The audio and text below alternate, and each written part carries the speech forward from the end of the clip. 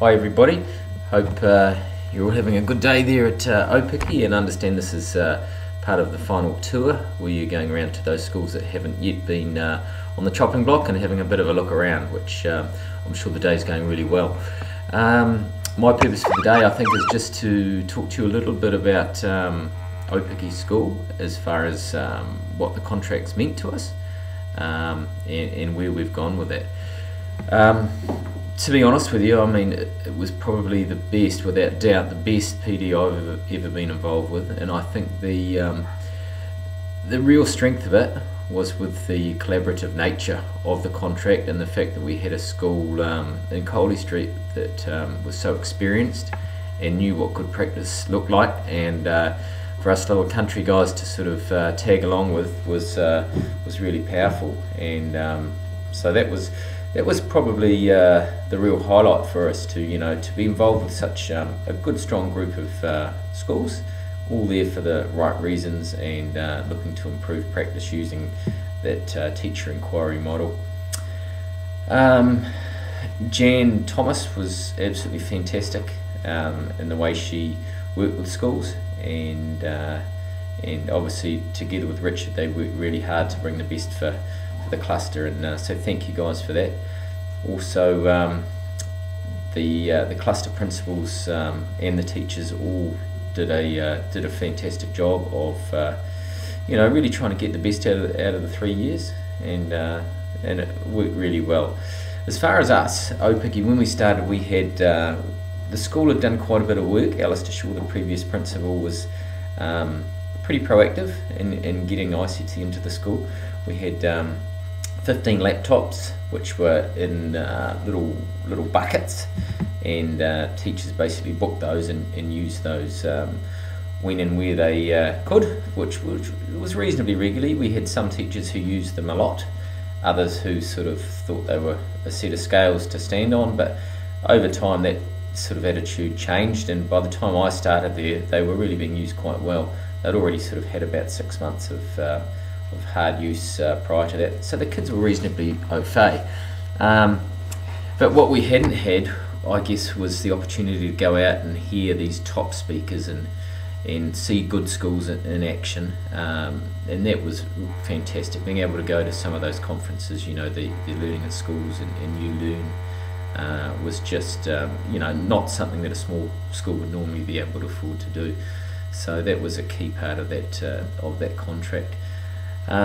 Looking at the 15 laptops we had initially, getting those out of those pods and into the classroom was quite difficult for some, because they saw it as let's do computers rather than here's we're doing maths, and how might we be able to use those computers as a tool to get the best deal for kids. So that was a bit of a shift that needed to happen, and it certainly did. Looking back on that first year, that basic infrastructure was what the focus was really on, and embedding and integrating ICTs. We were quite lucky, and I say lucky, we weren't really, but obviously being robbed meant that we had no money, but it did mean that we had a lot of weight when we came to looking at applying for grants, because when you've got no money, your balance sheet looks pretty good, and those agencies out there, those funding agencies, looked upon us really favourably. Out of that we managed to get 3 smart boards. 3 of our 4 smart boards were funded. We also got a couple of projectors, and as well as that, even though we had no money, we went down the lease road, and that enabled us to be able to get a few toys in front of the kids, and it worked out about sort of 1 to 5 I think we had at the point when I left, which was it was a start for us, and they were used pretty well. I mean, I was really lucky to have a good team, and a guy sitting there today, Mr. Arkido, Roger, was sensational. I mean, schools that have a Roger are really fortunate, and that certainly he brought us a lot of expertise to the school, and saved us a ton of money when as far as maintenance on machines and things go like that. That was superb. Second year was a focus for inquiry learning. We'd sort of had a bit of a dabble the year before, but this was a year where we were able to really come to the cluster meetings and hear some great speakers and compare models, look at what was happening out there in other schools, and we also looked at thinking tools and those sorts of things. And as a result of that, we developed models, the inquiry learning model and the thinking toolbox at the school there.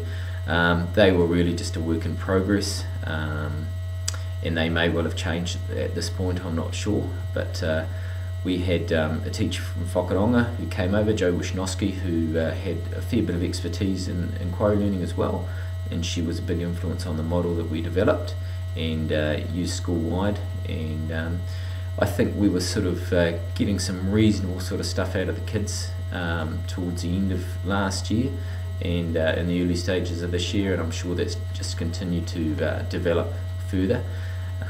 Initially we found that the kids were struggling. I mean, academically they are fairly average, and we sort of found that a lot of those skills weren't there as far as information literacy and those types of things. So there needed to be a lot of teaching in class before we really got some quality inquiry out of the kids.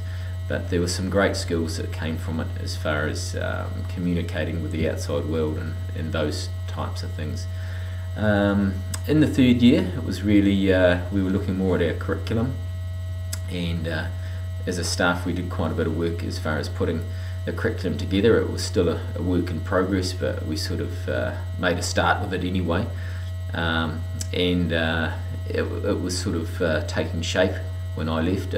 We were looking at the Web 2 tools and seeing how we can, could use those to really enhance the kids' learning further. Student achievement, when I look back, our kids have never really done terribly well. We've had a few kids in the 7th stay 9 and in the 8th stay 9, but really that was a big focus for us, was to try and move those kids further. I know with mathletics that was really inspirational, using ICT in that sense to with our target for basic facts. End of 2007, when we looked at our basic